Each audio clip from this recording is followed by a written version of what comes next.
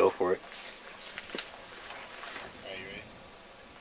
Hey guys out there on the web, Chappie here with New Survival Skills, and I just want to talk to you guys briefly about the solar panel briefcase that we've got by Harbor Freight Tools.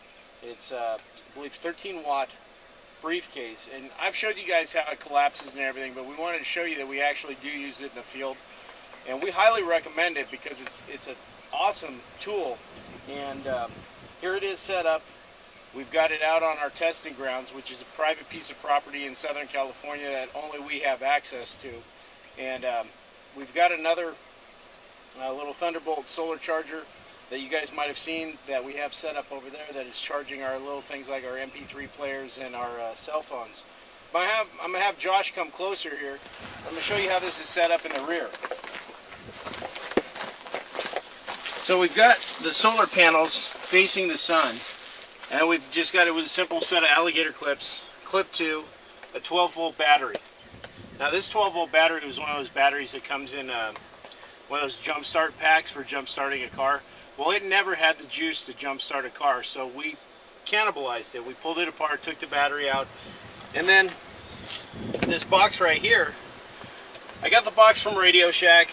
This is actually the top of the jump start pack.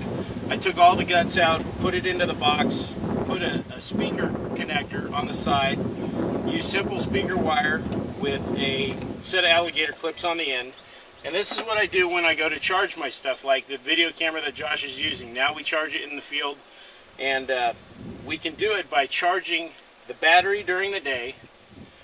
Once the sun goes down, the battery's charged, then we hook the alligator clips to the battery, plug the inverter into this socket here, and then put whatever we've got to charge into the inverter.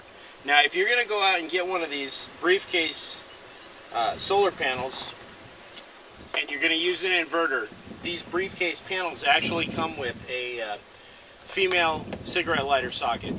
And as you see on this one, this inverter I have here, it has a cigarette socket or a cigarette lighter plug. If you're going to go directly from this panel to an inverter, you have to get one that's like 1200 watts.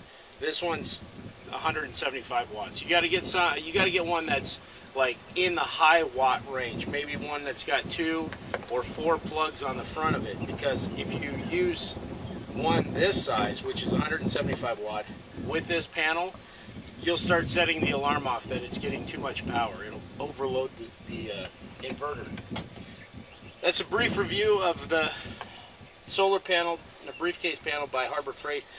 We've had it out in the field, we've used it. Everybody who's used it and seen it, we had a class yesterday where we did some training up here. Everybody we showed it to has said that they're going to go get one now. It's very inexpensive. I think I want to say they're like roughly between $69 $70. Go get one. Put it aside in your earthquake preparedness kit. People who lived through Hurricane Sandy have sent us emails saying they would have been so much happier if they just had a way to charge their cell phones so that they could keep in contact with their loved ones. Make sure you put something into your kit that'll help you do that, so you don't have to depend on, let's say, a gas generator. You have a gas generator. You're the only person in the neighborhood who has a gas generator. You're using your gas generator and everybody hears it. Eventually somebody's going to steal it. That's just the way things go when you're in a situation like that. The thieves come out. Something like this, you can put it in an area that gets a lot of sunlight, where it can't be seen by other people, and it doesn't make any noise. People wouldn't know you have it. So give us about 5-10 minutes, and we'll get back to you guys with some more video of the smaller solar panel. And then the next thing we're going to show you after the small solar panel is a water pump drip irrigation system that's solar powered, also from Harbor Freight. It's 2 products in one. The water pump is one product. The drip line is another product. They weren't made to go together, but we put them together and they work out perfectly. And we're going to show you a piece of our property where we have a natural spring, and we've built a dam specifically for this, so we can drop this solar pump in and run a drip line that'll run during the day, shut itself off at night, and we can then bring out some citrus trees or start a small garden on our proving grounds that we have out here. So stay tuned and we'll get you guys some more info in just a few minutes. Hey guys, Chappie again. I wanted to talk to you guys briefly about the little solar charger that we got from Harbor Freight. You guys had seen this before in that brief little review that I did. And we wanted to show you that we do take these out into the field and we do use them. And when we come across a product, we don't care who it comes from. If it does the job that we need it to do, that's all we care about. And we've had a lot of people that have commented on, they send me personal emails and say, you know, I've bought something from this place and it didn't really work for me, or I bought something from this company and it didn't really work for me, and I would never get anything from this or that company. It's like, oh, you know, that's fine. But other people like us have had nothing but good experiences, especially with stuff in the solar category from Harbor Freight Tools. This is a very simple 1-watt solar charger that has a lithium-ion battery built into it. And I'm sitting underneath an oak. I'm in broken shade, and the sun is over there behind the tree, and the little red dot on the solar charger is lit, which means that even as I'm moving it around, there's enough ambient light for this thing to be charging. It doesn't have to be in direct sunlight. It'll also charge on an overcast day. I put it in a plastic Tupperware that has a sealable lid that has clear plastic, not the opaque plastic, and hang it from the strap on my porch when it's raining. And even while it's raining and it's overcast, it still charges. And one of the great things that I like about it is it's got a built-in LED light. In case you're in your tent, you need a little bit of light, or, you know, for whatever the situation is. But some people have sent us like some really nasty little emails because people tend to think that survival, or the type of survival that we try to teach people, is about being Rambo, or it's about living off the grid. And we're not trying to instill in people's minds that there is some kind of civil unrest coming or zombie apocalypse, and that's probably the only time you'll hear me mention that. And that you should be prepping for that, and you should be prepping for any type of emergency, be it flood, fire, famine, earthquake, any type of natural disaster, because let's face it, natural disasters hit us more than civil unrest. It's been quite a while since the United States had a civil war. It's been quite a while since California had a riot. It's been quite a while since most states had civil unrest, but every state has something happening every single year, and usually every single month. You have snow in the winter, you have drought in the summer, you have fires in the winter, you have floods in the, or you have fires in the summer, floods in the winter, you have earthquakes, tornadoes, hurricanes, tsunamis. Those are the things people should be prepping for, and not worrying about what might happen someday down the road. So thinking about that, what I said in a prior video was positive mental attitude. I love this because it keeps my MP3 player charged. My MP3 player has tons of songs on it, and a lot of those songs are songs that calm me, that, you know, Beethoven, Trans-Siberian Orchestra, things like that, that I like to listen to and maintain a healthy, positive mental attitude. I also carry a Bible with me, reading for a positive mental attitude. Having something like this during Hurricane Sandy, you could simply keep your cell phone charged. And one of our guys who's actually out hiking the hills right now, Anthony, he brought his cell phone out and he forgot his socket charger for the car. So Josh, who's actually behind the camera, just before we came out here, went to Harbor Freight, bought a brand new one of these, and his kit had the exact charger plug for Anthony's old style cell phone. So Anthony's been charging his cell phone here in the sun, and everybody who's got them, out of our entire crew have had nothing but good things to say about them. I have nothing but good things to say about them. And before we head down to the creek where we have our dam built, I'm going to show you guys another product by Harbor Freight. Actually, me personally, I love Harbor Freight because they have a lot of stuff that's inexpensive that actually works for people who are in the prepper mentality.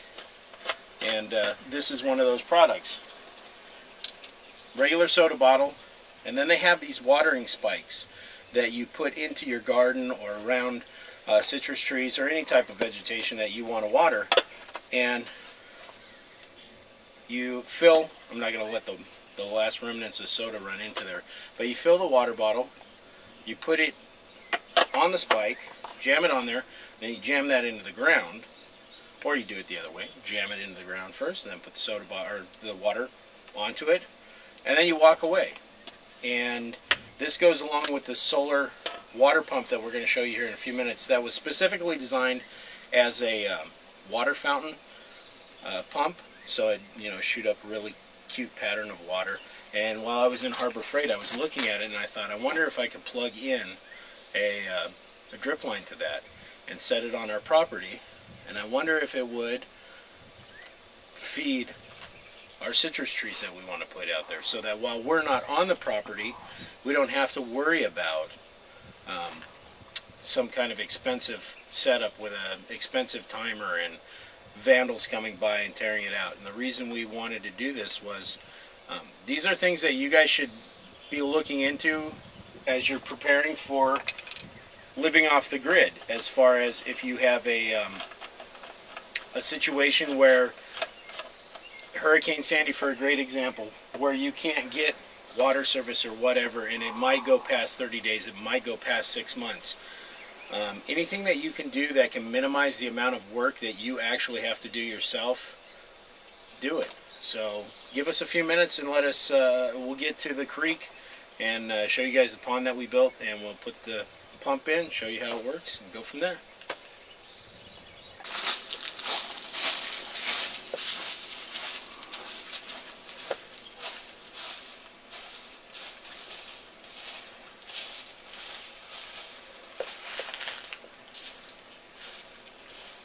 Alright guys, Chappie here again. This is our little area on the NSS Proving Grounds. That's what we call this, Anthony, the Proving Grounds. This is our little slice of private heaven. Maybe Josh can pan around and show you guys this crazy thicket of oaks and standing aspens. But what we have here is we have a natural spring that's running from up the hill, and it runs through the property. And because it's at such a low flow, we aren't really able to utilize it unless we dammed it up. And that's what we did right there last night. We threw in some sandbags, we diverted the water a little bit, and we built a little makeshift holding pond. And what we're going to show you now is how to use a couple of products from Harbor Freight again. And while we're talking about it, products from Cold Steel too. We actually used Cold Steel to clear our trails through from camp to this area. And I think Anthony's got Cold Steel with him. It's actually at the base right now. Back at the base. I've got the Survival Edge on my hip. Josh has the Perfect Balance Thrower, the Outdoorsman Light, and what do you got down there? You got two or more. I have the Tough Light and the Recon 1 Spear Point. Point. And I have the Holdout in my pocket too, so I have at least 3 Cold Steels with us. So, people have asked why we're continuously pushing Cold Steel. It's the only company that we've utilized all their tools, and they actually function the way that they say they'll function, and they have the quality behind them to last a long time. So let's get this thing in the water and see what happens.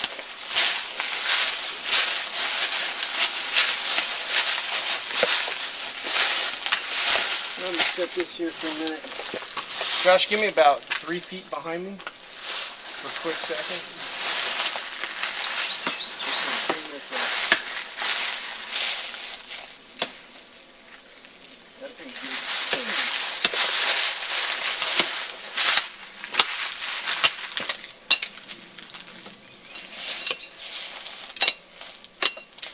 Yeah, I walked into this morning, Anthony. One of these stick outs. Huh? Yeah. Probably right inside.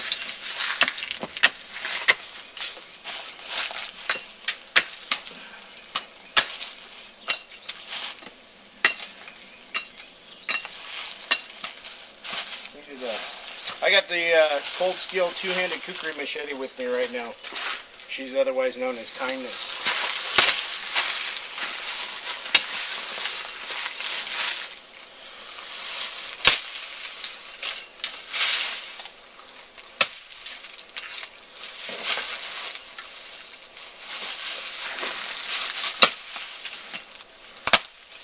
I love these things.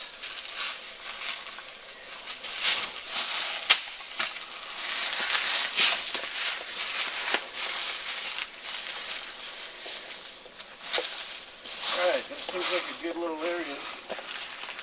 Now let's get to this pump by Harbor Freight.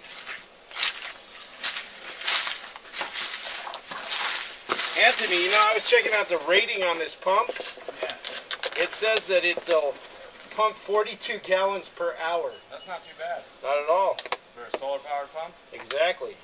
What's the price tag on it? $17.95, I think. You can't, for $17.95, I mean, Can't beat it. you can't, 45 gallons an hour? Yeah. 42 gallons an hour, yeah. It's going to keep you alive. It's gonna water what you need water, as long as you got a water supply. Yeah. So when you get the solar pump from Harbor Freight, it doesn't come with the drip line. It just comes with this wicked cool extension cord that's attached to the pump. Pump unit's real small, and you'll get this with a bunch of different fittings, so you could build whatever kind of water fountain you want. But the fitting I used was a reducer that happened to fit perfectly onto a piece of drip line, and all it does is plugs into the top and you're good to go. So what we're gonna do, set this sucker up, see if we can find a place where we could get minimal amount of silt. See, this is something Anthony and Josh said maybe we need to think about. This is a submersible pump, but maybe getting a piece of styrofoam or something that would hold it just below the surface in this pond because of the amount of silt. You know what I mean? Mm-hmm. I would agree.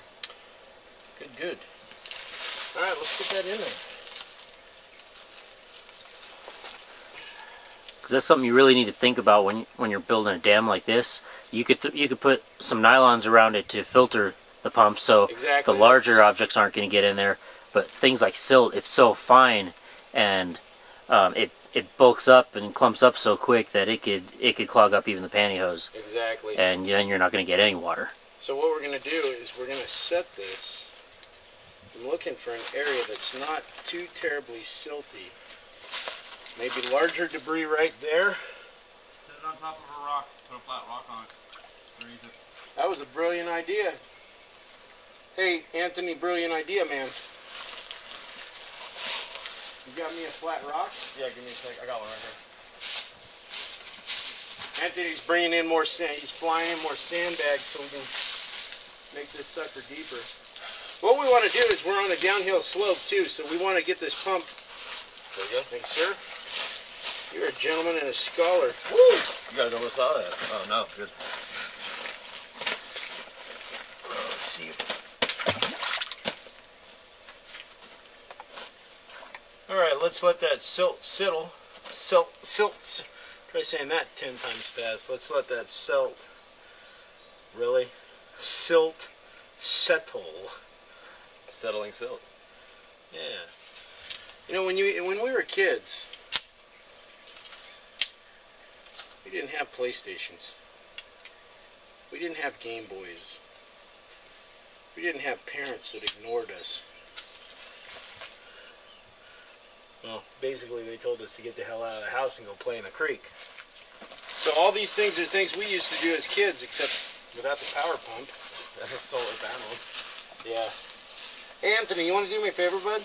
Sure. You want to run this? Yeah, where do you want me to run it to? Run it behind me, down that way. Alright. Let's see. Go downhill with it. Yeah, because we want to draw that water downhill. Let's give this little tree some water then. Let's do that. See, You got a shot of that, Josh? How he pulled that? Hey, no cutaways here, folks. This is all. We're good. We good? We're good. She's in the ground. So you got the drip line staked down. I went ahead and left it a little bit above the ground so we can get the drip coming out of it.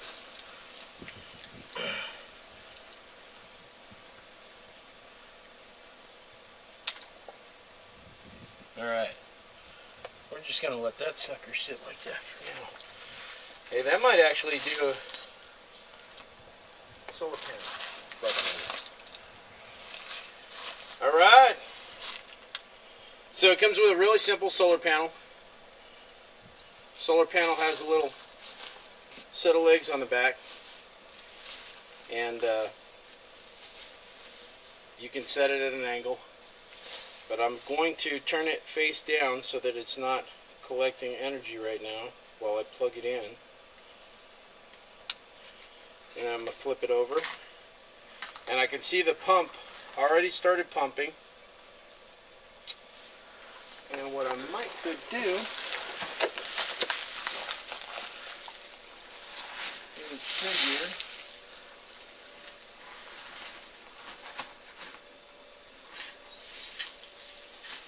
I don't want that solar panel up in the tree facing the sun. The sun is rising in the east and setting in the west, so it's going to come up that way, go over the top of us, and it's about there. I'd say it's about 1 o'clock, 1:30.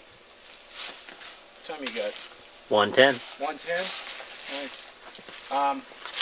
So the sun's going to traverse in that direction. So if the sun comes up early in the morning, this thing should start pumping water. Slow down. Oh, did I close that?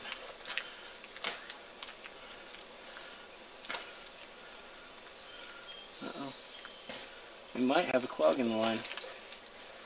Let's leave that open and go see what's going on with the pump. Actually, Josh, stay there.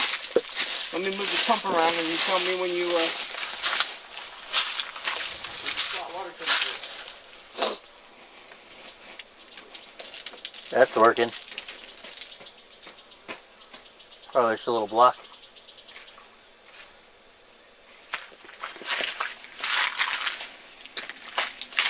And you can see, dude, the pump is pumping the sill. Yeah. Are you recording this, Josh? Yes, I am. Alright guys, let me talk to the fans and let them know what's going on. Alright guys, so we have the solar pump and we put it in the water and we put it in with a regular drip line, and the diameter of the drip line was actually too small. And I tried this at home during the week in an area that wasn't shaded by trees. The only reason we actually wanted to do this on this piece of property was we're going to try to clear some of these trees out, some of these branches, and give ourselves more of an open sunlight area here and be able to use some of this water to get to the drip line.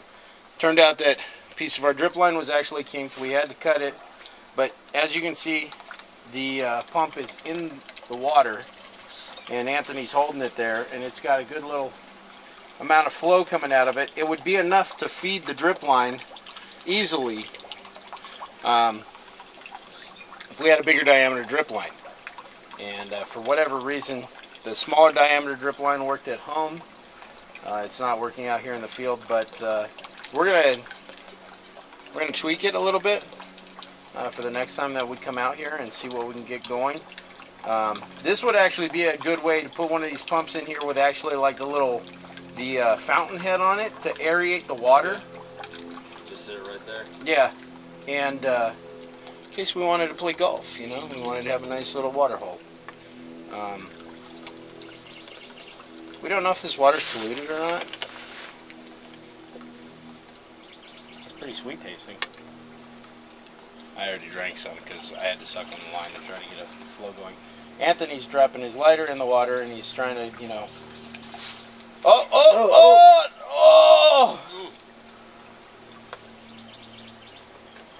Did you drink it? Yeah. A little silty. A little silty. You taste that sweet taste to it? You said it was on the back of the throat, right? Yeah. Hold on, let me wait. I'm not getting it. Nah, might be me. But it's silty. That's for sure. Anyways, guys, we still think that this product from Harbor Freight Tools is going to be an added success to our inventory of solar tools. And like I said, it's one of those. There it comes. You got it? A little bit of aftertaste. Yeah.